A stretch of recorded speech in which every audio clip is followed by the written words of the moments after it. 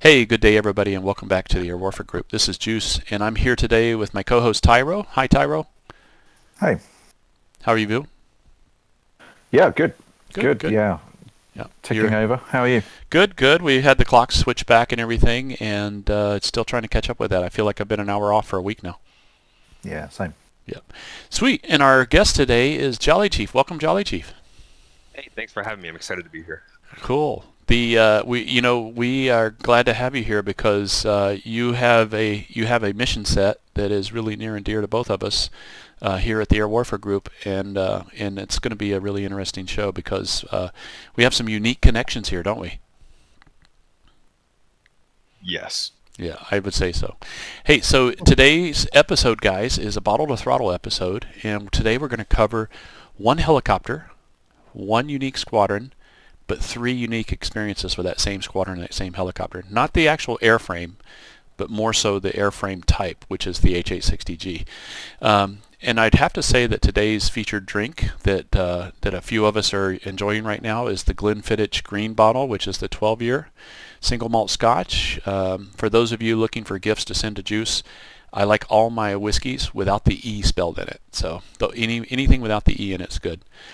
So I mentioned the HH-60. That's our unique aircraft. Now, Jolly Chief, tell us about your job and what you do with the HH-60G. I'm a crew chief on these 60s, and that's basically just all your maintenance and your day-to-day launch recovery and making it nice and clean for ops to come out to every day. Cool. And then we mentioned the aircraft that we're kind of all three connected to in a loose way. That unit that we were all connected to is the 56 Rescue, and I believe when I've met you through our subscribers on our channel, you contacted me and says you worked with the 56 instant subscription or something like that. Yep. Do you remember that? Stuck with it since. Yeah, and I think you were still in Aviano at the time, correct? Yeah, I You, was just getting ready to move. yep, you just moved back stateside here in the last 6 months, and you're actually in my time zone now, so we'll be able to fly together more. So that 56 Rescue Squadron was kind of unique because it moved around a lot as far as permanent assignments.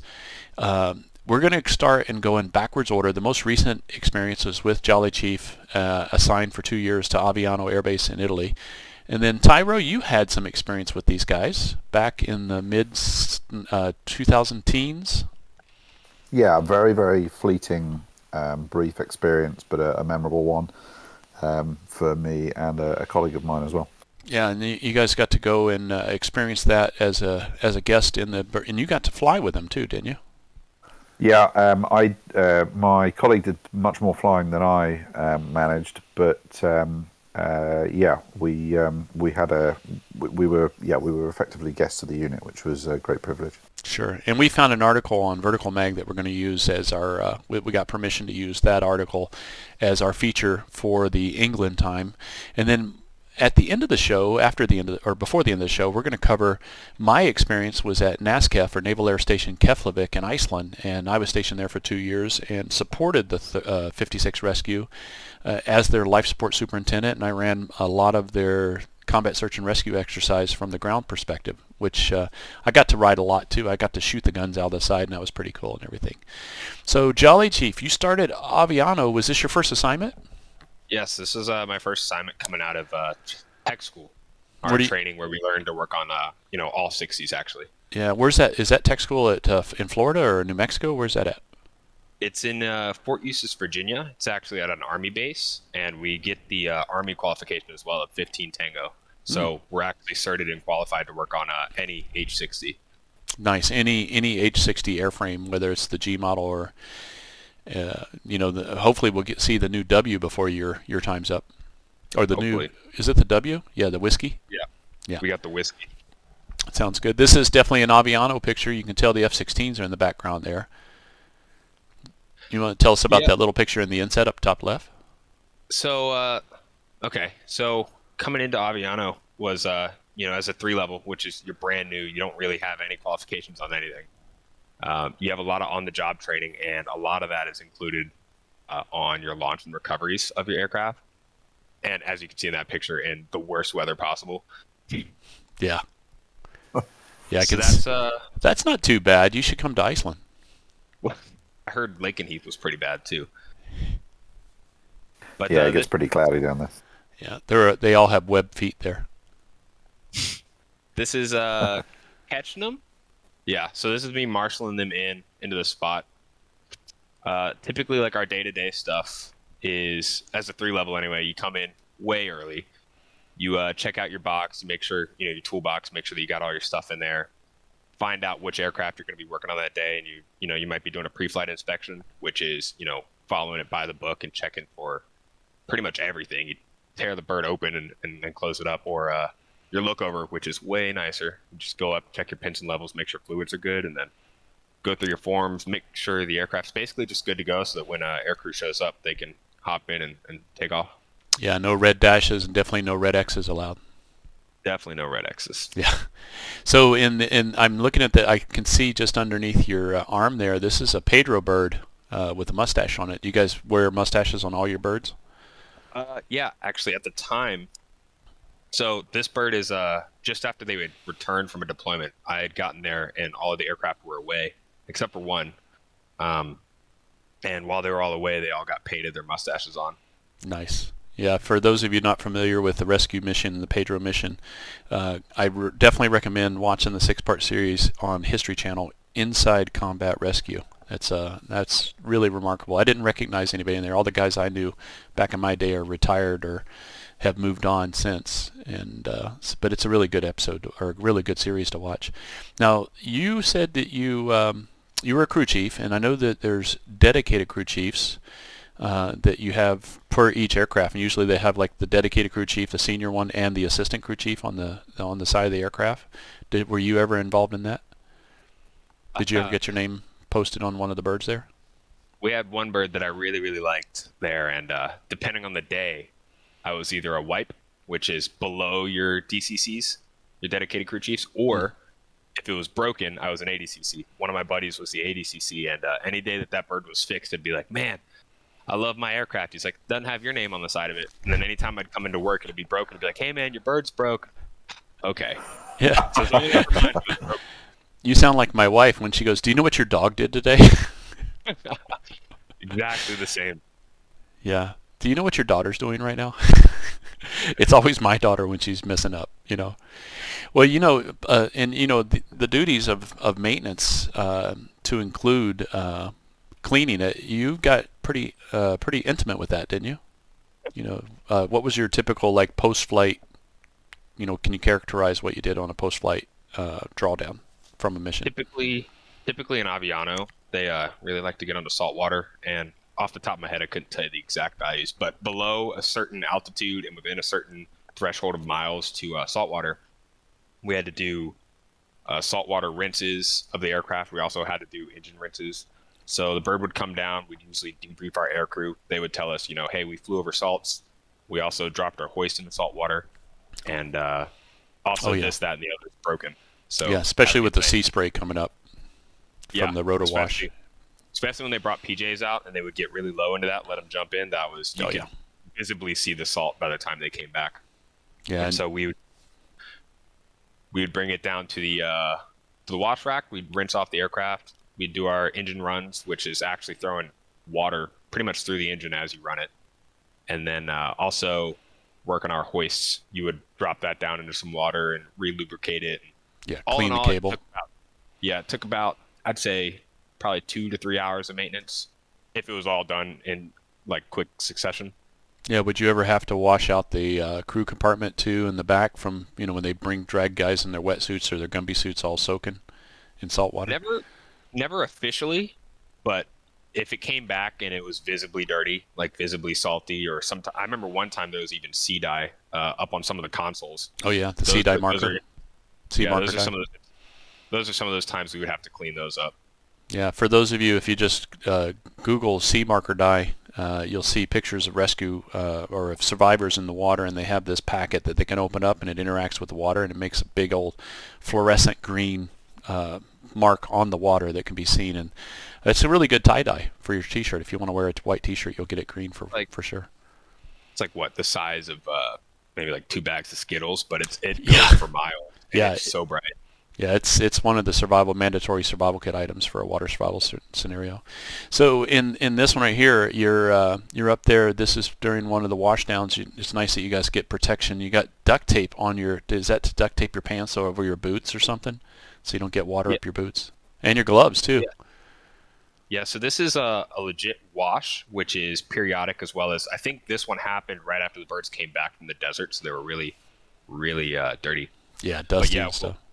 so that we'll use this soap, and it's really corrosive, which is good because it gets that dirt and all that stuff off real quick. But because of that, we have to wear all this PPE, and so we'll duct tape too to keep those seals around just so that stuff doesn't drip. Yeah, true. Plus, any chemicals or any cleansers and stuff you don't want to get on you. So launch and recovery, what are you guys doing here? I think you were telling me this was a pre-flight? Yeah, this is Aircrew had stepped out, and they were getting ready for one of the sorties. And part of being on that launch team is you come out there as Aircrew does their pre-flight or their look over, and basically they're just double checking that everything's good. And then once they come to once they accept the aircraft, then they'll go in and they'll all start setting up their systems and loading their gear. And up front here you got at least one of our pilots who's loading up nav systems and probably working a comm check and starting up the aircraft lights and whatnot. And then you can kind of see in the back there's a cage that says seating, and that's something that they would use up on that hoist to drop down and pick up passengers. And so they're basically just setting up the aircraft, getting ready for the actual flight. When you say cage, that's what that orange thing is where it says seating. I believe that's the Coast Guard rescue basket. Yes, that's the actual basket. You got the litter, which is like the bed one, and this is the basket where you can kind of sit up in. It's a little more uncomfortable, but it's actually supposed to be better or more stable on the pull-up. Yeah, when I worked at the survival school, part of our water survival training was we always made sure we told people don't put your arms on the outside of the basket and don't put your fingers on the bottom side, because when they drag it in, your fingers will get drug across the bottom of the floor with that anti-skid stuff that you have in there. Yeah, this is cool. So that was really neat. Good capture of you looking in the reflection there on the armor plating, and then now they've got the doors closed and they've started the engine and engaged the rotor. Yeah, right here. Once we do all of the different checks, make sure flight controls are good, and clear the engines up, they'll call for chocks, and we'll pull those those wooden chocks out from the tires, get out of the way, and pretty much stand off to the side and wait for them to let us know that they're good to go out, and then we'll marshal them out. But we stay off to the side. That way we're right there just outside the rotor disc. If anything breaks or needs looked at, Sure. they can wave us right back in, and we're just there ready. Yeah, anybody that's worked around helicopters knows you always, if you do need to approach, you always approach from the side, not from the tail, not from the nose. Yeah. And then on this situation here, is it, for a launch like this, is it a single-person ground crew launch, or do you have I imagine you have somebody on fire bottle during the engine start, do you have somebody manning the fire extinguisher, or do you have another crew chief that's there as an assistant or running around the aircraft? It really depends on the day and how busy we are on maintenance and flyers. Typically, it's a one-person show as far as like the actual crew chief that's on the launch. So, you're plugged in working with them. You've already checked the fire bottle prior to them showing up to make sure that it's good. Should you need it, you can run out and grab it. External power is another thing that we usually use to start up the aircraft. That way they can get electricity on there without, turning on their engines, their APU, and burning fuel. Sure. On a slower day, we'll usually have another 2 or 3 crew chiefs that are kind of there to, you can signal to them, hey, disconnect that external power, and then you can just stay on comm and keep working through other issues. You might have a guy on the fire bottle. But one thing that was really neat about Aviano is only having so many birds. Typically on a launch, even though you'd only have one person on the aircraft, like one maintenance personnel on the aircraft, you'll have almost the entirety of the shift in the hangar watching. That way, if you need anything, you can look over, give the appropriate signal, like rock your wings or like a triangle over your head, or make earmuffs, and the appropriate specialist will come out and work whatever issue you got. Sure. Yeah, that's cool. That's really it's a team effort. It's not just one person launching a bird. It looks like this aircraft has got the flare buckets on it. Looks like they're really decked out. This is my favorite paint scheme, I think, for the 60s. I remember somebody was saying that I think it was in one of the Eric Johnston videos where the pilot was saying that we have our wing commander's bird is the legacy legacy paint job that we'll get to later on in the presentation. Now, you got to fly with these guys a couple times. Yeah, I got to go on a function check flight, which is we call it an FCF, and it was after a really big inspection. So, like I was saying, when I first showed up to Aviano, we had a certain number of our aircraft deployed. Some more were at a depot inspection, which is a separate facility off-site where they just really tear it down, like pretty much replace everything. And then the inspection just under that, just a little bit less intense, is a 600-hour phase. And so I show up, and that is, we're pulling pretty much everything off the aircraft, doing an inspection on those individual components, and then either putting them back on or replacing them. And that took about 2 months, I think, while I was there. And then after that, you have your function check flight, which is checking basically that all your systems are still working. And it's a lot of contingencies. And if you've never flown before, and if you're like me, you've never been on a roller coaster before, it's definitely a memory. Yeah, did you get pinned to the floor and get a little squirrely stomach? Yeah, I remember one point we were doing a stab check. So you got your stabulator, which is kind of like that fin along the back side of the tail, the horizontal one. And I checked it up, open source, so it's all out there if you want to look it up. In the 70s and 80s, there was a really big issue with, the H-60s if they were flying over certain towers. Actually, you talked about this in one of your previous videos, similarly, with your HOTAS and your phone. Oh, yeah, RF interference. There was interference over certain towers and radar sites that were actually messing with that stab, and it would slow it down, which when you're in forward flight anywhere from like 90 to 120 knots is going to put you in a pretty serious dive. And there was a couple different, incidents about that. Yeah, it's like pushing the stick forward in an elevator situation. Essentially, yeah. And so that became one of the many afterthoughts of the 60 airframe, was a pinky slew switch on the cyclic. And you could basically just pull that back and it'll automatically slew the stab back up. Well, post-phase, one of the checks we have to do is that. And so you have a manual slew switch, and then you have your pinky slew switch. And the manual slew switch allows you to slew the stab down. And so we're at probably 5,000 feet at least, and I'm sitting on the floor up against the tank, the aux fuel tanks in the cabin. Yeah, in the back side of the cabin. Yeah, and I hear the pilot come on. I'm with my best friend too. He's running there's a box in there that gives us numbers for vibrations and stuff like that, and that's what we're usually checking for on our FCF. But he's sitting up there on the box. There's a gunner on the left seat, and then you got both your pilots, and I'm plugged in. And we're doing all these checks, and there's little things that are like, oh, that was cool. Oh, that was scary. Then I just hear the pilot come over the comms, and he says, okay, this is going to be a little uncomfortable. And next thing I know, the aircraft just starts diving down. And sitting on the floor, looking through the front windshield all the way through the aircraft, I'm seeing roofs of houses. And you feel that initial drop. And then as soon as you get over that edge, you just feel like you're floating. Yeah, you're at 0G almost. Yeah. The most surreal experience, but we're diving down, and I'm forgetting that when we come down, we're not going to go into like an L sort of shape, but we're going to climb back up into the sky at this U shape. So as we come down and we start to level out and climb back up, it catches me off guard. I remember holding my breath in that moment, and my vision just got really, really small, just enough. Really? Enough to see my best friend turn back. Did you get peripheral vision, almost like a G effect? It was definitely tunnel vision. I could just barely, only what was directly in front of me could I see in that moment. Did you get any gray out? Did you start to lose color? Yeah, a little bit. Yeah. Just a hair. Wow. It was not a maneuver you would expect. Like I said, especially if you've never been on a roller coaster or anything like that, it's definitely an experience. I have an HH-60 experience that I'll wait until my turn to tell you about, but it's very related to that. But I don't want to spoil it. We'll wait until the end. Yeah, Tyro, did you have a helicopter background? Did you ever do that where you turn the ship downward and go into a max dive and make the people back in the back float? Not in sort of not to the same extent. I don't think we certainly had a similar regime of what we call post-maintenance test flying that we had to do. So we would have either a partial test flight or a maintenance test flight that would need to be done on completion, depending on what maintenance it was that was being completed. But the aircraft I flew wasn't quite as manoeuvrable as the 60, so ours was a little.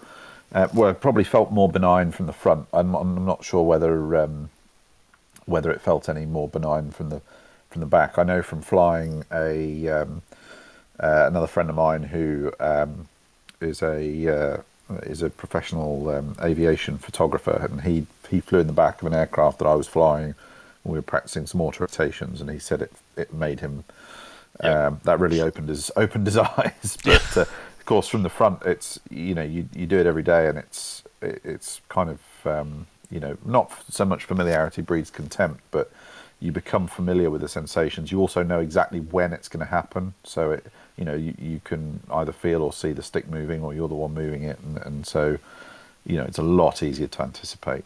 Yeah, in the Air Force, we learned that connection between motion sickness or air sickness and hands-on tactile feedback as being key. And I think of the hundreds, if not thousands, of pilots that washed out because of motion sickness. If we had just given them a baby stick in the back to hold, or let them take controls earlier. And I think the Air Force and the Navy have learned their lesson that, hey, we need to start getting these guys flying earlier.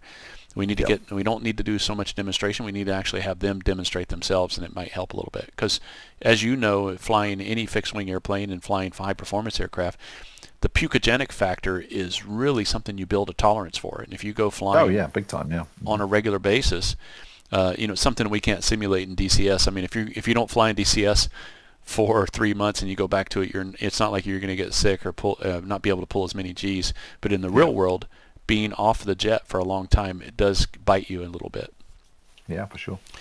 So, Chief, you worked a lot of night shifts, I imagine, because I remember Keflavik, and we had a lot of night shifts. Tell me about some of your best nights.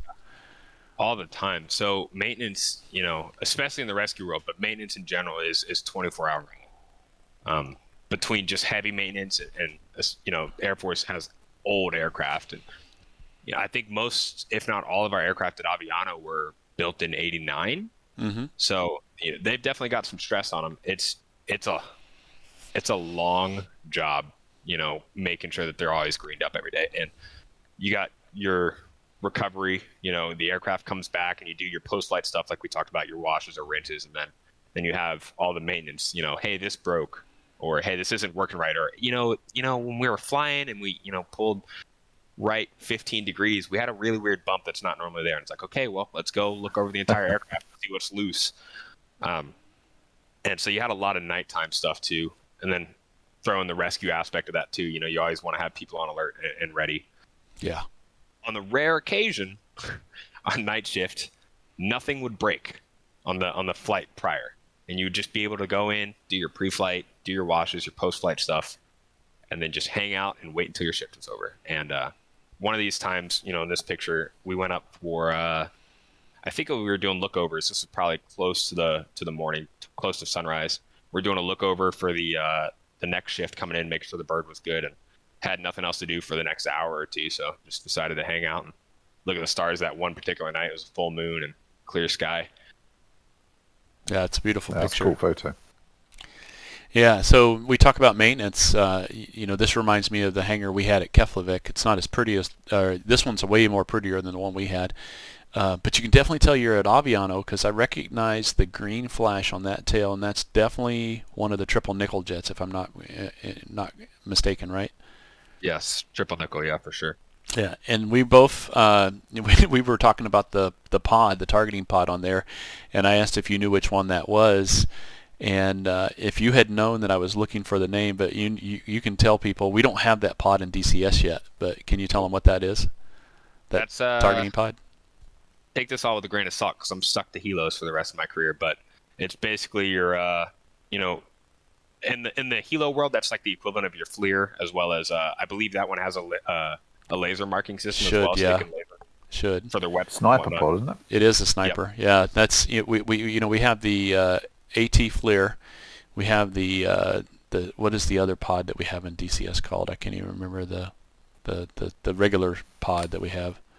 The letter number combo, that one. Yeah. We have the AT one, which is the really skinny one that goes on the Hornet, and then we have the other one, which is a lantern pod. Lightning pod, isn't Or it? lightning pod, yes, lightning pod, lantern pod. I get that confused with what's in the nose of the jet. Lanterns, old school.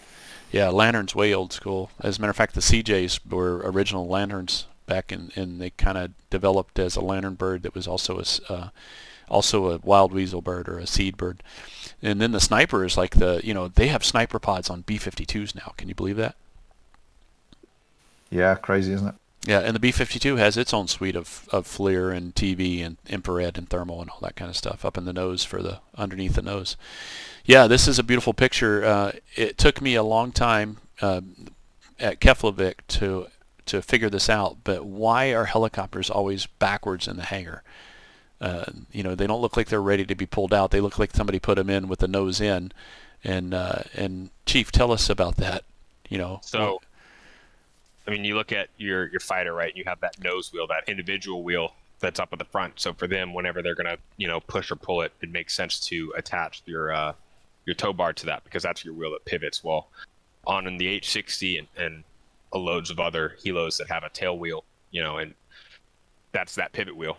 So that's where we hook it up to. That way, when we pull it out, if we turn left, it's going to turn left. Turn right, it's going to turn right. And just because of that nature, and that's how it is, that's how we have to also push it in. So you push it into the hangar, nose in, and you pull it out backwards. Yeah, and again, when I got to Keflavik, I'd been in the Air Force 15 years and had never worked on helicopters before now, and every one of my aircraft that I ever was responsible for came out nose forward, not tail forward and stuff. Now, you mentioned in the picture here that you were training this guy. This was a new 3-level recruit, because I asked if that was you, and I realized he's not tall and skinny enough. Okay. Yeah. Yeah. This was right around the end of my time in Aviano, and I was getting to a point where I was knowing enough that I was able to train the new guys coming in after me. So the new 3 levels. Yep, the new 3 levels. So he's got the trash can there, which it's an Air Force, it's military grade trash can. It's kept clean by our support guys, our tour MDs. That's actually a hoist bucket whenever we're doing our maintenance, like, again, our post-flight stuff where we have to reel out our cable. Yeah. There's some tool that I've never seen, but all the old timers tell me it exists. Is you can hook it to the floor, and it's kind of like that little wheel. What do they call it? It's on cranes and stuff. It's a little pivot wheel. Pivot wheel? Yeah, block and tackle type wheel or something? Pulley. There's a pulley that you can attach to the floor, and you can have another person just walk the hoist cable way out. That's a lot of work. We usually just put this bucket underneath. It's clean, and we'll reel the hoist out into there, and that way it doesn't get on the ground where it's all dirty, and it's just the maintenance. Yeah, and it also protects it too, because you could snag it or get it kinked on the ground and stuff, because those cables are really sensitive to untwisting and becoming weak, and also any type of bend you put in a cable or rope. Now, you guys did all your maintenance in these hangars just about. This is a great place to park them, keep them, and also work on them. What levels of maintenance did you guys do? Everything. I mean, there was times where it was cold enough that we would actually do our pre-flights inside the hangar, and we would have Aircrew come out, and they would put all their equipment and check everything, and then just tow it outside. Pretty much do everything up until engines start, tow it outside, and then start engines and turn blades. Other times, all your heavy stuff, we didn't have it. We don't have an overhead crane that's attached to the hangar, but we did have a little spider crane, which was like a little tiny tank with a crane attached, and that's what's holding up the main rotor hub assembly here in this picture. Anything from a pre-flight to painting a blade, or heavy maintenance like pulling out a 5-pack, or this main rotor hub. Yeah, that's all done. Tyro, in that picture, I believe the 60 series has a different type of mast system or rotor system than the Huey, of course. Do you know? Yeah. You were talking about this. You have some good intel on this. What kind of mast? Is this articulating? I'm going to get myself in trouble again. So, not to put you on the spot. I would classify that as a. It looks like a fully articulated head to me.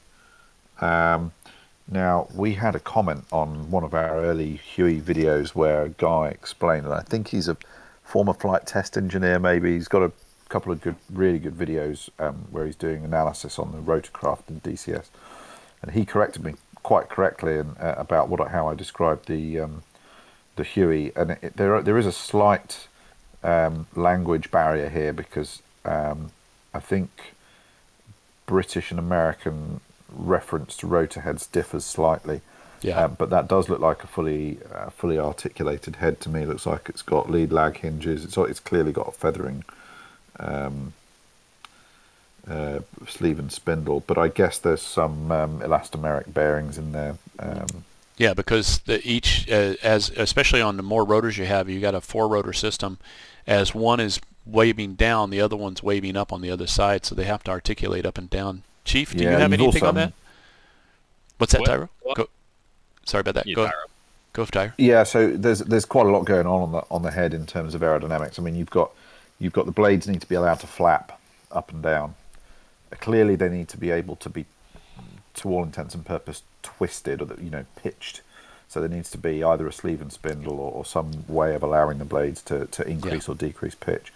But what most people, or what a lot of people don't realise, if they're not in the helicopter business, is the blades actually don't just stick straight out from the hub. They have to be allowed to what's called lead and lag. They have to be allowed to accelerate and decelerate as they go around the mast to take account relieve some of the stress of the increased and decreased drag that acts on them as a result of increased or decreased pitch. So what you can see, I think, and Jolly Chief will be able to correct me, I'm sure, if I'm wrong, but what you can see in that photo on this side, you've got that yellow rod, or the rod one that's marked with yellow. Pole tape. Yeah, it looks like a pitch control link to me.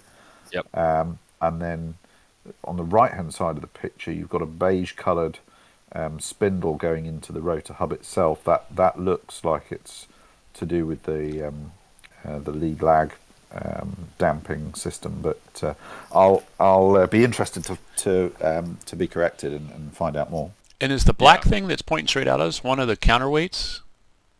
Yeah. So for those that are listening and can't see us, all three of us pointing at our screens right now. Yeah, exactly. We do that all the time. The rod with the yellow paint around it. So each one of our blades has a color. That way, for maintenance purposes, we can know, hey, red blade has this, yellow blade has this, whatever. So yeah, you have that rod, which is your pitch control rod. The words are a little bit different. Technically, on the tail rotor, it's your pitch control link, and then up on your main rotor, it's rod. But everybody knows that. There's 4 pitch control rods, correct? Because one for each rotor, or one for each blade. Right. So with this, though, why is that one yellow and the rest of them are just black? It's just a really, really bad picture. To the left of yellow, it looks like we have blue. To the right of yellow, we have black, and then on the opposite side, we have red. So they match up with some components on the inside they have to match up with. Yeah. For the gearbox. Like that whole assembly, on yellow. So you got your rod, and then you have your spindle that's coming over, and then you can kind of see a little bit of where the blade cuff kind of touches. It's that stick to the left of that, where all those little orange stripes are. Yeah. That whole assembly is considered yellow. So anything on that, because all your blades have the same components, you'd be like, hey, yellow this, red that. Yeah, so you keep married parts with married parts to keep from having integration problems in the future with replacement. Exactly. And as well as just, that way, instead of being like, the blade that's like kind of at like the 1 o'clock position right now, you can be like, yeah, it's the yellow one. Yeah. So we'll follow that rod That's up. interesting. You got your spindle, and then it's kind of hidden, but yeah, there's a little piece of like beige, goldish, bronze, and that's your lead stop. And then right underneath it, you can kind of see the droop stop. It's got that spring attached to the side. Mm-hmm. So equally, as it goes forward and back, the blades also have to go up and down. So there's an anti-flap on the top, a droop on the bottom, and your lead stop. Yeah, and the blades just whipping around in flight. Yeah, and I'm not going to put any links in the description, guys, but if you guys want to Google this, or if you have any questions, you can always leave a comment. But there is a lot of slow motion videos on the internet that you can find showing this, different types of rotors in action and stuff. So definitely, it's a nice science, because I took one flight on a helicopter. It was the hardest thing I ever flew. It was an Robinson R-22. And the instructor that I flew with says, yeah, airplanes are meant to fly, helicopters are meant to be controlled. They beat the air into submission. Yeah, exactly. Yeah, that's it. I've also heard that they're so ugly that Earth naturally rejects them too, but I think they're beautiful. Not all that. I think they're sexy. So I think that's to do with the ugliness of the crew sometimes.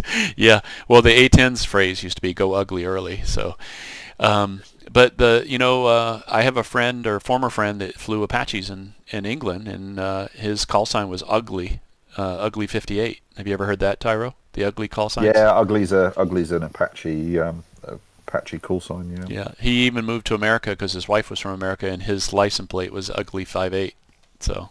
Yeah. Speaking of call signs, for all you DCS guys that fly the A10, just so you know, get into the rescue gang, start going by the call sign Sandy. Mm-hmm. Well, and also go check out our CSAR video our CSAR primer video that I put out about how to set up a CSAR mission, because that's what I call them. In Sandy, you've got ResCap and you got Sandy, and Sandy is they do everything except be able to land and pick up the pilot. They can do. Pretty much. Yeah. And we'll have to get together and do some CSAR stuff, do some mission stuff for videos and stuff like that. So you had a great time, 2 years. You got your 5-level. You got trained and basically signed off on all the 5-level tasks. Now, for those of you not familiar with the skill level system in the Air Force, you start out as a 1 level when you go to your boot camp and then your tech school. And then when you get out, you're a 3 level. You graduate from tech school with a 3-level skill, and you basically have to do on-the-job training with other supervisors and other trainers and certifiers to get certified on all the tasks for your core 5-level equivalency. That means you basically are cleared to work on the jet, or on the helicopter in this case. And you basically also have to, it's not where a lot of the stuff that you do has to be QC'd by somebody else, like a 7-level. Is that correct? Yeah, you got your quality assurance, which is kind of like a separate group of people, but also your inspect. So any maintenance task you have in your setup forms, you have your corrected by, which is like, yes, me, Jolly Chief, I did the action, and then Goose came by and inspected it, and the task was performed correctly. The aircraft, or this component is good. The aircraft should be fine. Yeah, especially on crucial items and stuff, and we have that, and it's any time that you're working with aircraft maintenance or any type of weaponry or nukes or anything important in the military. For those of you thinking about joining, you have this. Sometimes you have a 2-person concept on all tasks. Sometimes you have to have a two-person look.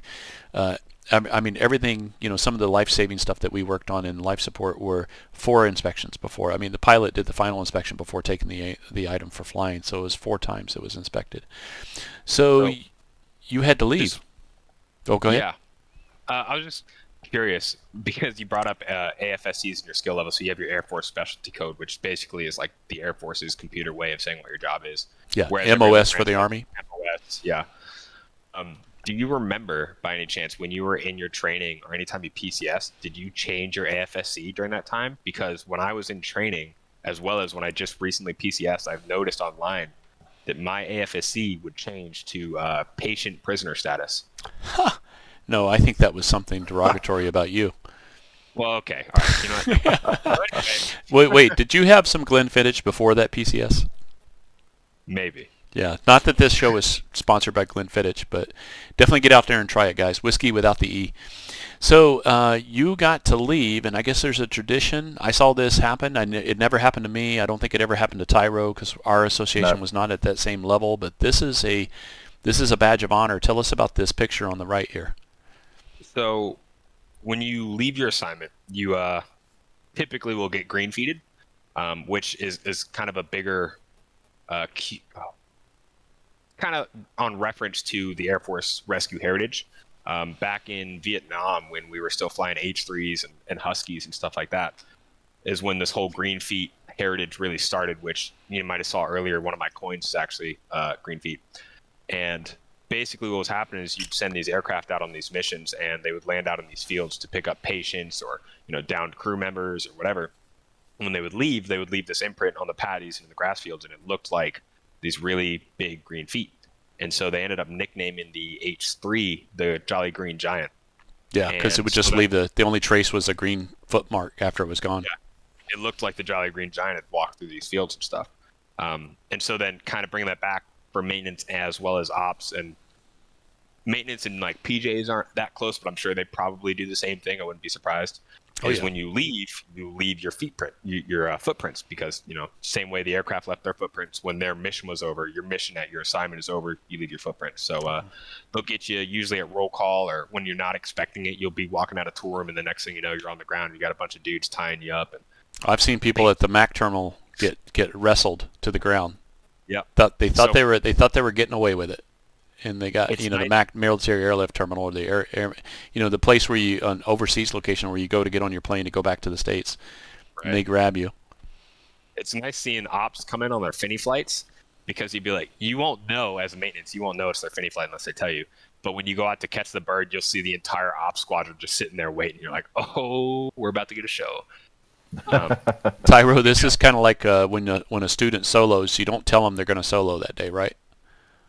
Well, I mean, it depends. So I think in the civilian world, not so much, but in training for certainly for the Navy, for the Air Force, and safety for factor. the British Army, we're working to a fairly strict syllabus, so they know.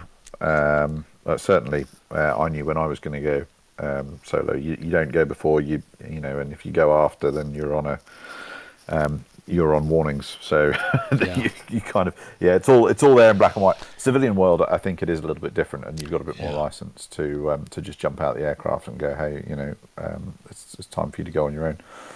But that's cool about the Jolly Green Giants. I never realised the etymology of that word. I knew the phrase Jolly Green Giant. I just thought it was a kind of a cool nickname. I didn't realise that it was to do with the the footprints in the paddy fields or whatever. That's pretty cool. Well, Jolly Chief is going to he's going to come up to visit me in Oregon someday, and we're going to go on a pilgrimage to a giant Jolly Green Giant on the side of a mountain. That I would like to say I did it myself. That's like this place we're going to go is called the Mecca for rescue people. Anybody that's ever touched the rescue mission should go there. But it's in the middle of eastern Washington, up along the side of a hill where Jolly Green or Green Giant Vegetables had one of their big processing plants.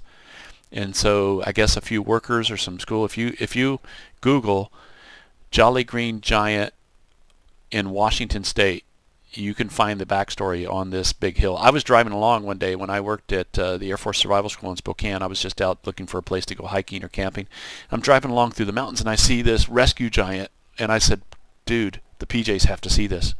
And so I took a picture of it, and I took it to Iceland with me. When I showed the PJs, they just about, I don't want to say what they almost did, but they just about came unglued. They go like, dude, where did you find that? What is that? Because that's the one-upsman. When you talk about, I mean, Chief, you've tagged places. Right. So that's what I was thinking of is so, you green feet yourself, or you get green feeted. And so for us in a hangar, we have a wall that's got all the feet, and it's actually a really cool thing to see. But also, when you get to a new place, and a big rescue thing is about making your mark, tagging it, hey, rescue's been here. Because again, backtracking to Vietnam, like that was one of those, you're a troop, and you're flying out to your mission, you see two footprints in the ground, you're like, oh man, rescue's been out here. Like, yeah. And so that same thing applies to wherever we go. And I couldn't tell you all the places just random in Italy that I've probably hit. But if you ever find your way on Aviano, pretty much any of those compounds, almost every single sign, you will find a green feet sticker on. Before I got there, they did the March of 1,000 Green Feet, where handed out stickers and said, have at it, boys. And yeah. Oh, yeah. Base Commander approved of it, but the local military police was not aware of it. So it was a pretty good night. Talk about tagging. Have either of you been on a ski lift before, where you're riding in a ski chair going up to the mountain? Yeah. I actually tagged one of those poles that it's mounted to. While I was in this, what, from the lift? From the lift. So what I did is I took our squadron sticker. I think it was the 98th Air Refueling Squadron Woodpeckers. I took it and I folded it backwards so that I basically rolled it like a taco, so the sticky side was facing towards my ski pole. And so I put it on the handle, and I reached out and I basically prepped it so that I could hit it, and it would go hit the pole stick, and I'd pull my pole away and it would take. I think I have a few more stickers lying around. You mind telling me where that pole is? I might have to go cover it up. Yeah, it's 49 degrees north, a ski area in Washington State. 49 degrees north. It's a little bit too far from where we're going to go see the Jolly Green Giant. So this is a perfect time for us to transition. Everybody good on bathroom breaks or drinks? Yeah, good. Cool. Let's go ahead and transition. So this is a Keflavik shot, but before we get there, let's talk about Tyro's experience in the England environment, in jolly old England. Get it? Hey, jolly old England. That kind of rings, doesn't it? Very good. So let's go here. So I guess we found this article, and we actually talked to the photographer in this article, photos by Lloyd Horgan. We talked to him and got permission to refer to this article. This is open source, so if you guys go to verticalmag.com, you can just put in Vertical Mag 56 Rescue, you'll find this, plus a lot of other cool articles on helicopters. And so this was this article was done right around the same time you had your interaction with him, John, or Tyro. Yeah, that's right. Yeah, a lot of in fact, all of the folks who are referenced in this article were on the squadron while I was there. And I was very fortunate to be able to go and visit for a couple of days. It was literally a flying visit. It was very fleeting, very quick. But I got an opportunity to go and see the squadron. I didn't unfortunately get an opportunity to actually fly an HH-60. Mm-hmm. As in, get my hands on the controls. Sadly, I would have loved to have had that opportunity. But colleague and I visited. He spent some time working with that squadron in a civilian capacity, and actually deployed with them on a joint warrior exercise, which is I think it's the largest military exercise in Europe. Yeah, it's kind of like the Korean version of Team Spirit. Yeah, so it's very sort of maritime focused. So he went up to Scotland and had an opportunity to go flying with him and fired the gun and did all the stuff. That's awesome. Well, if you talk to him, let him know I fired the gun and flew in it too. That was pretty fun. Yeah, it's kind of. I think it's a rite of passage, particularly if you're British and you don't. You perhaps don't have quite the same access to firearms as our American cousins do, and we don't get to get that kind of unique kind of enjoyment of marksmanship. He kind of had to. Well, I mean, he got to shortcut the marksmanship side and just let loose with a 50 cal at some targets up in Scotland. But yeah, he had a good old time and. Got to see a lot of the same stuff that these images and this article depicts. Really, the photo that photo there with the yellow smoke. That's actually taken, I believe, on a training range that is not far from Lakenheath, where they're based. That was where I spent my time with the unit. Again, they make use of that training area a fair bit, and we got to go out and see them train, and it was very, very cool. Yeah, this is aircraft 212, which was at Aviano, and it was we found out some interesting history on it. Jolly Chief, tell them about what we found out. So one of my buddies out there actually was the dedicated crew chief to that aircraft, and I was talking to him about it just because I know he definitely knows all of it. Explain the dedicated. So the dedicated crew chief is like he's the senior person, right? Right. So as a crew chief, you're responsible for all the aircraft that are there. But as a dedicated crew chief, not only are you responsible for all of them, but like if there's any issue with the aircraft that you're specifically assigned to as a dedicated crew chief or an assistant dedicated crew chief or a wipe, then that is like your priority. You come in and there might be 1,000 things wrong with all the other birds, but if there's one thing wrong with the bird that has your name on it, that's your job until you fix it. Yeah, you're the go-to person. Yeah, and so you kind of expected to be more than a crew chief. You're kind of expected to be like the subject matter expert of all systems on there, avionics, communications, everything. Oh, that's cool. Yeah. But the Pavehawk was initially designed for about 6,000 flight hours for its service life. And 212 retired in September of 2021 with about 9,350. That's some decent innings. Went to a couple different training squadrons, and I then followed the 56. I know for a fact, obviously, from Lakenheath to Aviano, but I believe it was also in Keflavik at the time. Yeah, I was supposed to say, I wish I could.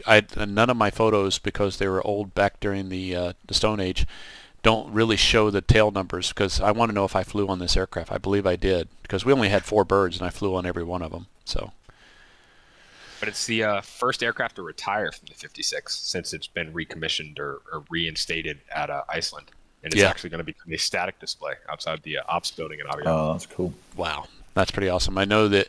So, guys, for the listeners and the viewers, if you guys are out there, if you Google Vertical Mag 56 Rescue, one of the articles you'll see show up is the retirement of this aircraft on verticalmag.com, and it's also 212, and it's, I think they show a picture of it flying over Croatia on its last flight and stuff.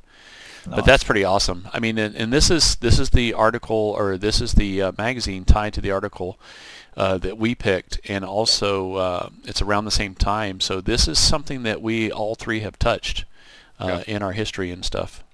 It's the same aircraft I had my flight on too. Oh, is it? Oh, that's awesome. That's awesome. It'd be pretty cool if we've all flown the same aircraft. I know, it would be. Well, I'm going to save it for the end, but I'll tell you about my scary flight experience in a helicopter. And I've flown a lot of different... Go ahead.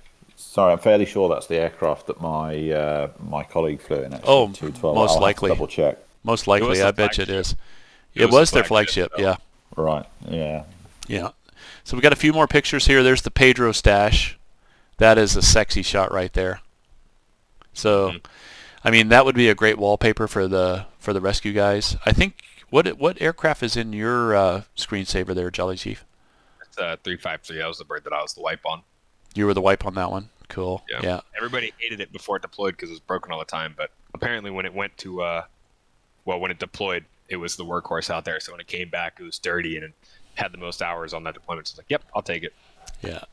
You know, it's appropriate that Jolly Green has two green feet, and that's a nice touch to what I was going to say is the Air Force Rescue Mission always sends out 2 birds at one time, and I don't want to spoil my thunder for later, but I'm going to be doing some CSAR missions in DCS that involve 2-ship terminal ops because I found an open source that allows me to do that now. I was kind of hesitant about bringing that up because of the mission. I didn't want to talk about anything sensitive, but I found an open source public video that explains that, so that I'll share that with you guys in the future and stuff like that. So this is pretty much... That's a cool photo.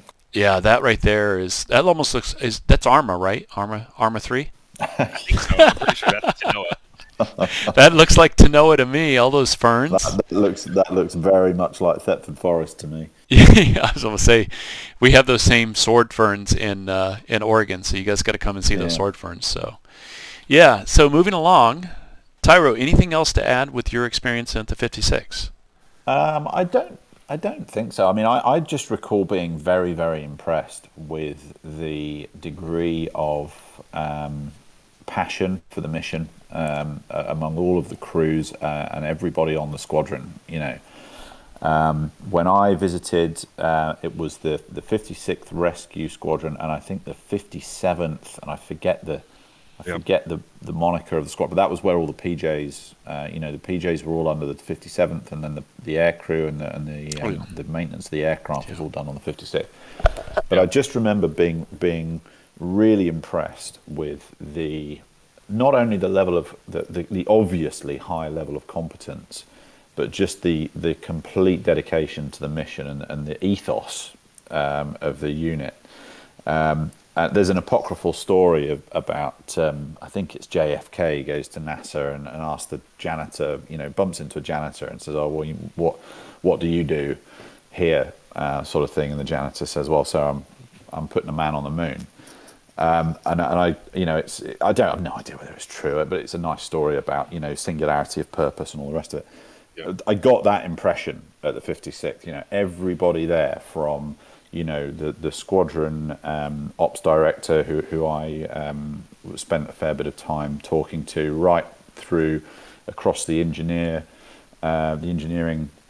personnel who showed me around the aircraft, and then even the, they had some administrative staff there. Everybody was there for the rescue mission, and they all knew their job inside out. And it's just a very high degree of professionalism. So I got nothing but respect for the team there. It was a very, very instructive experience. if you don't mind me adding to that too, because that makes me think one thing that was really awesome about the timing that I showed up was that was pretty much right after they had made the move from Lakenheath to Aviano. And anybody who's in the military or spent any time in knows that, military life at any unit is a constant flow of in and outbound personnel. Sure. Yeah. To move a unit, though, you really have to put a pause on that. And by the time that I had gotten there, these were people who had spent anywhere from 1 to 3 to 4 to 5 years at Lakenheath, and then all had to put their PCS, de-roster date on hold and extend that for another minimum of 2 to 3 years. Yeah, exactly. Yeah. So you talk about confidence. By the time that I had gotten to Aviano, everybody pretty much knew everybody's skill and where they were excelling, where they were lacking. And so whenever anything happened and it was broken on the maintenance side, it was like, without a doubt, you could point at one guy and be like, hey, I know you know what's going on. Can you go work that? And it'd be done, way quicker than some of those other places you go to. I come, where I'm at now. Don't get me wrong. Competence is definitely there. Maintenance dudes are good at their job, but you just look at some of those comparisons where you have those in and outbound dudes versus where these guys had all known each other, hung out, worked, partied, deployed, everything with each other for 4 to 5 years. Like it was a really good dynamic and flow. Everybody knew everybody's pros. You could call it corporate knowledge, but what really affects this in this situation is you have people that were related to each other before the moving, and that's a huge synergistic effect from if they had taken people from the States and from Asia or from the Pacific and moved them into that squadron and they didn't know each other, that would have set them back months for standing up a full bird. I mean, when you stand up a squadron, Jello talked about this in one of his episodes about standing up a squadron is that you have to set up, you have to have the squadron infrastructure in place. You have to have the evaluators and the instructors and all that kind of good stuff. And the maintainers. You can't just send a bunch of guys from tech school that are 3 levels out there to run a squadron. So you got to have the right balance of 3, 7, 3, 5, 7, and 9s. And a 9 level, there's usually like 1 9 level in the whole group. But 7 levels are the ones that are doing the craftsmen or the quality checks and the training and supervision and sign-offs. And you got the 5 levels that are doing the bulk of the work and the training of the new guys. And you got the 3 levels that are just showing up and they say, hey, I'm new to this bird. What do I do? So. What's that? That's a helicopter. That is. This is a legacy paint job. And can you tell where it's from? You can tell by the number of trees that it's from Iceland and stuff. So I'll tell you what, there's 90% of the Iceland territory is covered with non-trees. That's an anti-passive statement. And so we had all this open area to fly and stuff. So I got to go out, I think I flew maybe 20 times in Iceland. Part of those times I got to go out and I actually got to go out and jump on the aircraft from the ground. I'd drive out in a truck, get lifted up into the helicopter, and sometimes I'd get set back on the ground, have to drive the truck back. Often I would go out with somebody else and I would get picked up, or my survivor would get picked up, and they would go back to base, and I'd have to drive back. But a few times, I remember one night mission, I actually got to be the survivor in an ambulatory state. Is it ambulatory when you can move, or non-ambulatory? If you're ambulatory, you can walk. Okay, non-ambulatory state, where I got strapped in the litter and put in the floor of the helicopter, strapped down, and then we flew back to base in the dark. And that was probably the scariest part. I mean, when you can't move your arms and legs in a helicopter. Now, I'm not claustrophobic. I've stayed enough nights in a snow shelter to know that I'm not claustrophobic. But the big thing is you if something goes wrong, you can't just jump out of the helicopter, You can't just get off the, let's say we crash land. And I remember one time we went out on a mission over land where we were doing 2 ship terminal ops. And we were yanking and banking, and I got pinned to the floor at about 3 Gs. And I'm like, helicopters can do that many Gs? I can't believe it. Yeah. They're pretty maneuverable, the 60. Yeah, you keep it in that plane. Tyro's probably got a little bit more experience in this, but you'll see dudes sitting in the doorway, and a lot of people who don't know about helicopters will be like, well, what happens when it turns? When it turns that stereotypical sort of fighter jet way. It banks and it pulls, and on that pull, you're just stuck into it, Yeah. Plus they don't realize that they also have a gunner's belt on and they're strapped in. Right. They've got it taut enough where they can get to the edge but not over the edge. Because I don't know. I don't know it'd be worse, falling out of the helicopter or being hanging from the helicopter. Well, a friend of mine actually did end up hanging out of a helicopter, but that's another story for another time. We'll have to bring that one up next episode. So here we are. We're doing, we wore the Gumby suits, we called it, the Mustang survival suits, even though they weren't really legal for the Iceland environment because these were designed so that you didn't have to wear a full poopy suit, exposure suit. It actually has the neck seal and the wrist seals and the booties, and it usually has a chest zipper across the front or a diagonal chest zipper.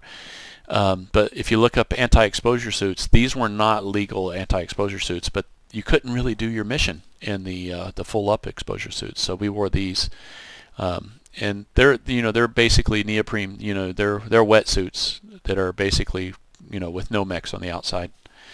And so we wore these a lot. This is one of my survivors being hoisted up in a training exercise. That's you can't see the tail number on that or the serial number on that helicopter, but I wonder if that was 212. This one looks at 206. Yeah, and you see the other helicopter. That other helicopter is not coming into land. That helicopter is hovering, and the reason they stay in the air is in case they have to peel out if they start taking fire. And the gunner and the flight engineer on that helicopter got their guns surveying the landscape for any threats that pop up while they're landed by the other helicopters in its vulnerability state. Again, take it with a grain of salt because I'm just a maintainer. But I think the SOP should definitely change on that a little bit because, you look at any YouTube video that you can find open source or, like you said, Inside Combat Rescue 2, typically they'll stay in an orbit nowadays, keep it fast moving. But yeah, I think we're resetting here. I think we're doing a reset, but the guy in the back might need some low hover training. Now, is this just me, or I know this didn't happen on the flight, but does it look like that back wheel on the helicopters on the ground, does it look like it's tweaked a little bit? Oh, it's a little sideways. It does look a little sideways, but it doesn't move side to side like that, does it? There's a lock pin in there that's, you can either pull it up manually, like actually on the wheel, which is like the maintenance side of things, or operationally, we'll say, in flight, there's a button you can hit. And whenever they land, on landing or takeoff, it's supposed to be straight. I'm pretty sure by the book it has to be locked in position, forward to aft. So it actually does pivot to the sides? Yeah. So flexible a little bit? As long as that lock pin's out, it has 360 degrees of motion. It'll turn wherever it turns. So not the wheel. I'm talking about the strut. Oh, the strut? Yeah, because if you look at that, I'll zoom in a little bit. Look at that. It looks like it's tweaked because there's a lot of mass right here. It looks like it's bending to the helicopter's right. So yeah, I think that's an optical illusion. But since we're just on that, a big difference between like some of your fighters and your helo, as far as like taxi steering, is your fixed wing will usually have an actual steerable. You push right pedal, you'll have maybe stab motion, I'm not for sure, but it'll definitely also affect that wheel. Like it'll push the wheel to the right or left. In a helo, all of your yaw is in that tail rotor, and so that is free spinning. That tail wheel is free spinning as long as that lock pin's out, and it'll push the air through left or right through that tail rotor, and the wheel will just move in that direction because of the force of it. Well, when the Pavehawk comes out for DCS, I'm gonna have that tail wheel lock go to my same one I use on my Warbirds, because they fly about the same speed, right? I think the Warbirds are faster. There's more than enough thrust in that tail rotor to shear that lock pin as well. Yeah, like the aircraft I flew. You can break that just towing it. A lot of crew chiefs would keep a lock pin on their keychain just so you can always swap it real quick. Yeah, so for those of you that are complaining right now because Juice's pictures are always grainy, it's because this was before cell phones and digital cameras. So my pictures are actually wet film pictures that I've scanned in on my computer, and so I apologize for them being kind of grainy. But the 2 years I was there, we did a lot of exercises. We did a lot of CSAR exercises day and night, as you see in the pictures and stuff. Not in the night pictures because it was really hard to take pictures at night. But this is a series of photos right here. This is us doing. We had a joint exercise. I don't know what it was called, Arctic something, and we had German schwimmers. You know what the schwimmer is? Is it a swimmer? Yeah, a swimmer for you guys that speak English. But the German schwimmers came up because they said, "I'm a German schwimmer," and jawohl. And these guys came up from Germany, and they're basically the combat medic equivalent of a PJ. And then we had some Army Special Forces Rangers come up from Ohio that are part of a National Guard unit. And so I got tasked to be the LZ commander, or the LZ controller. And so I was out setting up the radio to talk to the helicopter as it's coming in, and my job is to make sure no unauthorized vehicles come in and try to, either attack the helicopter, like there's terrorists in Iceland. But there's always somebody that I report in what the winds are or anything like that. So I'm setting up the radios, and I enlisted the help of a friend, Chris, who was a crew chief on KC-135s. And so we're out there in our Special Forces Gore-Tex and our fleece and whatever. We didn't have just BDUs on. And these Army Ranger guys come up and they goes, "Hey, are you guys Air Force TAC-Ps?"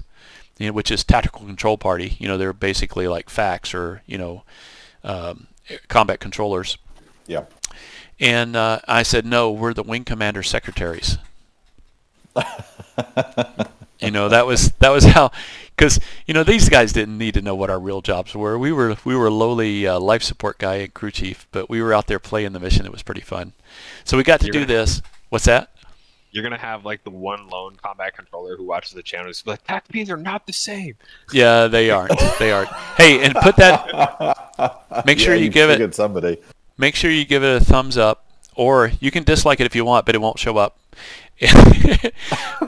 Not anymore. Thanks, YouTube. Not anymore. Thanks, YouTube. We look 100% golden on paper. But the big thing is if you want to clarify that, any combat controllers that I've offended, go ahead and put that. I went through survival school with a combat controller in my flight and stuff like that. So I would love to hear him roll over in his grave right now. But the thing is we did so many exercises here. Here they are, spreading the ropes out for the reset, because what they do is they pull it out so the helicopter can land and they can recoil it in. In a combat situation, and Chief, tell me if I'm wrong, in a combat situation, after they drop the troops, they usually drop the ropes and just peel out, right? So that's what I thought.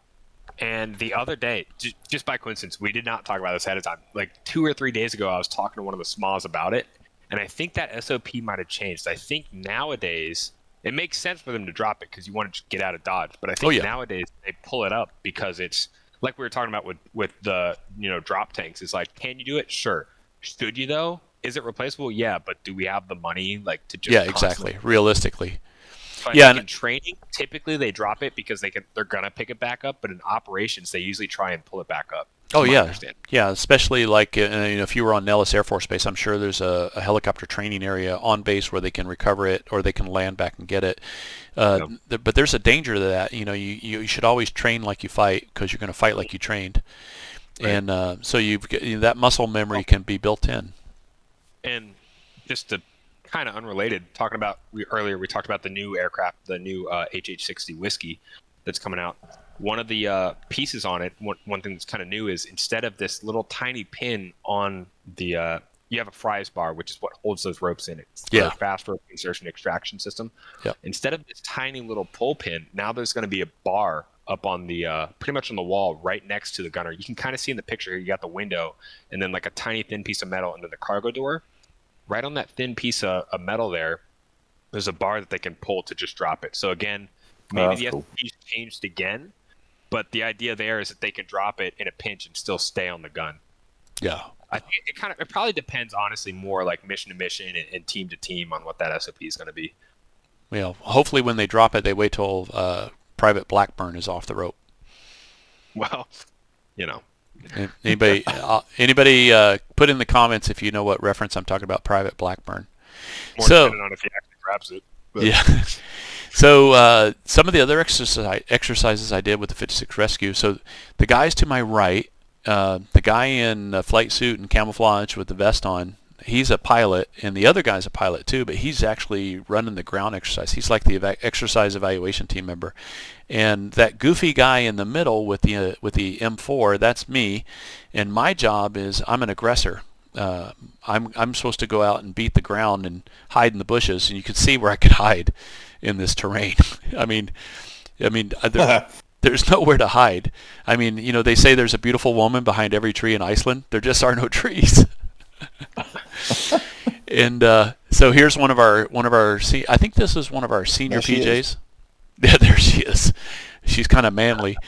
But this right here, this is one of our other pilots that's brand new. We're running him through his first CSAR exercise, our first exercise in Iceland. And this is one of the PJs that is also, he's helping me working the weapons and stuff. But this guy, it says, I've never fired an M4, so he's shooting the M4 with the blank adapter. We had blanks and stuff like that. But we're putting out a couple survivors for a little PJ exercise here to come in and have the helicopters come in, so it's pretty fun. Lots of training in Iceland, I'm sure, as you guys have done in the real world. Anybody got anything to add to the HH-60 mission? It's interesting, just that last photo where you show the guy firing the M4 with the BFA on the end, and I think the one before the recording we were talking about whether that's a Miles sensor on the front of the rifle there. I can't remember if it's a laser or it's a Miles. I think it's a Miles. Yeah, the kit that the PJs were using when I visited was I mean, clearly they're still doing similar exercises or similar in intent, but the level of realism has just gone through the roof. So they were using specially modified M4s with something called simunition, which is like a low charged round with a paint. Oh, really? Like a paintball? Yeah, I don't. Kind of like a paintball. It's a round of ammunition, but it's clearly not designed to penetrate. It's designed to break up. I think it's made out of like a wax. Mm-hmm. So it's I get the impression that it's actually a solid projectile that effectively it doesn't burst like a paintball, but it basically vaporizes itself when it hits anything more solid than air. Yeah. And they had to wear PPE. They had to wear goggles. I was about to say non-lethal, but might take out an eye. Yeah. Yeah,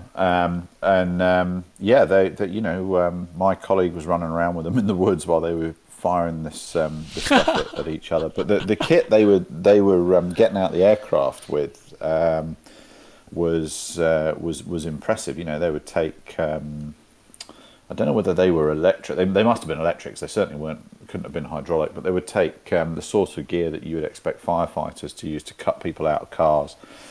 And they had, they had all these old wrecked vehicles around the training area that they could go and practice extracting people from these wrecked vehicles to sort of approximate cutting people out of aircraft or out of vehicles.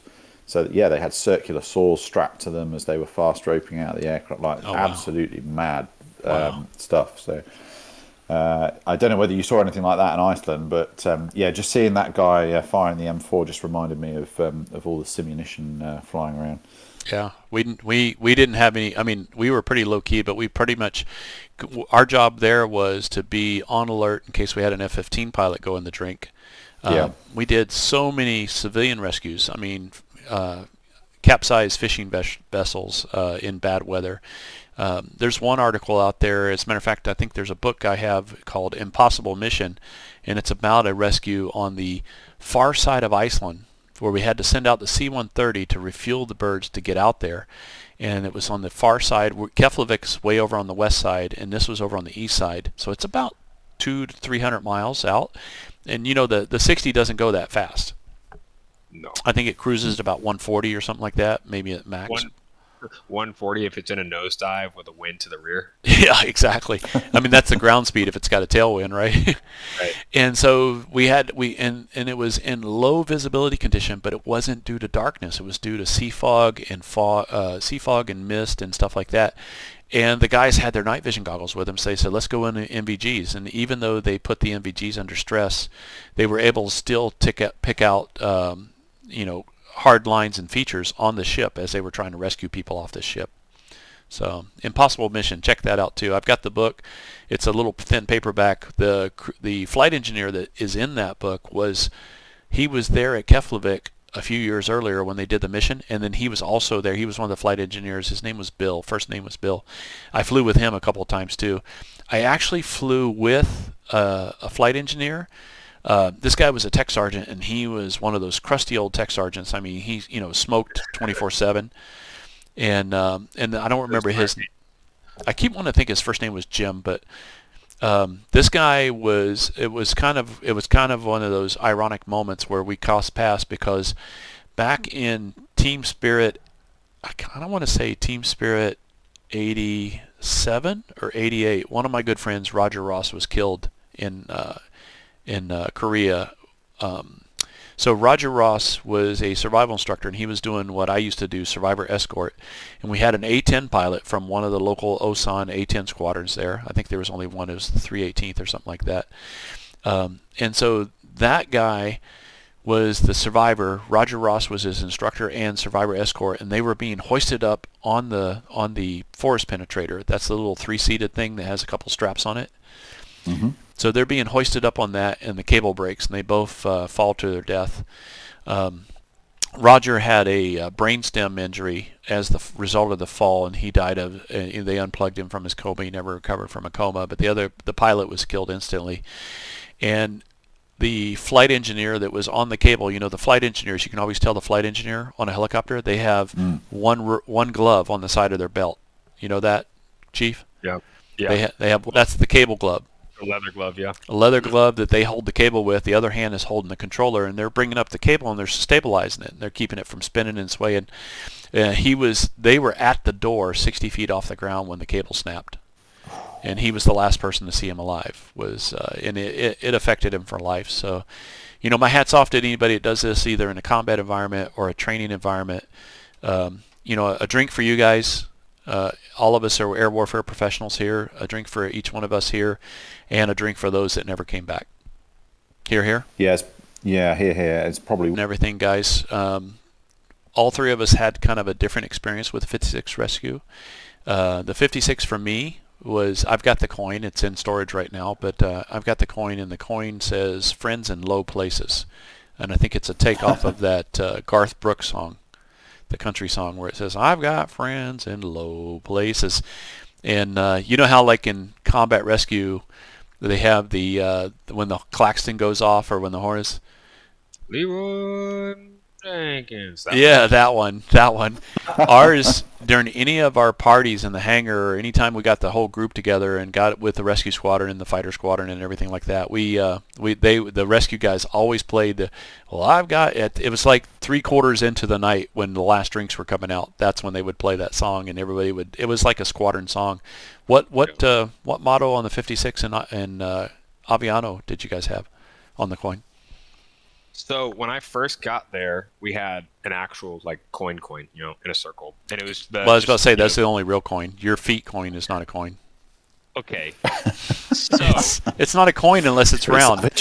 It's not a coin unless you could spend it. Anyway, it was the typical maintenance stuff. So it's just your Jolly Green Giant with some wrenches around it, and then on the other side we had the American flag on top, the Italian flag on the bottom, and then we had the silhouette of Italy with a paylock in front of it. Yeah. And then as about halfway through, we started getting these bottle opener coins that we started using. And I will still defend that it's a coin. 5 toes on the left, 6 toes on the right. That's sacrilegious. To use your coin is only meant for one thing, to show you're part of something. But the other thing is that's the ingenuity of the Air Force, is to find another purpose for the coin is to open bottles. And I agree with that one. We should be able to open bottles. Because one of the things about the coins too is, I don't know if it was still around when you guys are, and I can't say it's entirely enforced, but it still kind of happens. Is you break out your wallet to pay your tab or whatever at the bar, and your coin falls out, or it's there. And oh yeah. Hey, here we go. And that's the question to defend yourself is: Are you coin checking me? Are you coin checking me? You can bluff your way out of that. I've been in that situation. It's like same way with I don't know if you guys know about the tattoo, but when you get a save, you get green feet on your left or right butt cheek. Yep. And that way, if they're like, "Oh, have you ever gotten a save, or do you have any tattoos?" You can be like, "Yeah," and you can show somebody, And so it's similar with the bottle, is or with the new coin is, you can whip that out and be like, "Yeah, rescue," pop open your bottle, and they'll be like, "Oh, you can check it." Yeah, to the rescue. Yeah. Yeah, I think Tyro and I were new friends on Discord and DCS when we found out. He goes, "Well, I've worked with the 56 Rescue," and I said, "You have," and we have the squadron coin. Each of us have a coin, but they're different coins because of the different locations, different missions. Yeah, I have the UK. I guess it was the Lakenheath era coin. It's got the Jolly Green Giant within the shield on the one side, Yeah. and then on the back, there's the silhouette of. I would say the UK, but embarrassingly, it's missing Scotland for some reason. There's obviously an independence movement within the 56th Rescue Squadron that I wasn't aware of. I think it might be U.S. ignorance. We might have left Northern Ireland out too. The Northern Ireland's been covered up by the left footprint, so that's maybe a save there. Maybe the other footprint is Scotland. Possibly, yeah. But that has the motto that others may live, which is very core to the rescue motto. Yeah, exactly. That goes all the way back to the start of the service. So, well, hey guys, this has been a great episode. I'm going to go ahead and start closing here. Any thirds for anybody? I think we've covered everything. Anything else? Anything you want to say? I want to thank Jolly Chief for coming on the show today, and thank Tyro as always for being a co-host. We started this maybe 6 months ago with our first drink was the aviation drink, which still keeps coming up. I still haven't had. Yeah. They make it according to Prickly Hedgehog. They make it in small bottles now. You can get a whole aviation pre-mixed in a bottle, which I don't think is right. That's like having be careful those pre-mix. Yeah. You know. He said it was really strong and really good, but what does he know? He's never had a Plymouth Navy Strength made one. Well, yeah, exactly. Yeah, when I come to England and visit you, we're going to have a Plymouth Navy Strength one. Navy Strength. I can't even speak. Yeah. Look at it. I haven't had any aviation. Just the thought of it has sent you sideways. I'm having flashbacks from our first aviation episode. So, hey guys, thanks for watching. This is Juice signing off for everybody. We will be back with another episode here shortly, within a few weeks. And you guys stay safe out there. Everybody, cheers. Cheers. Cheers.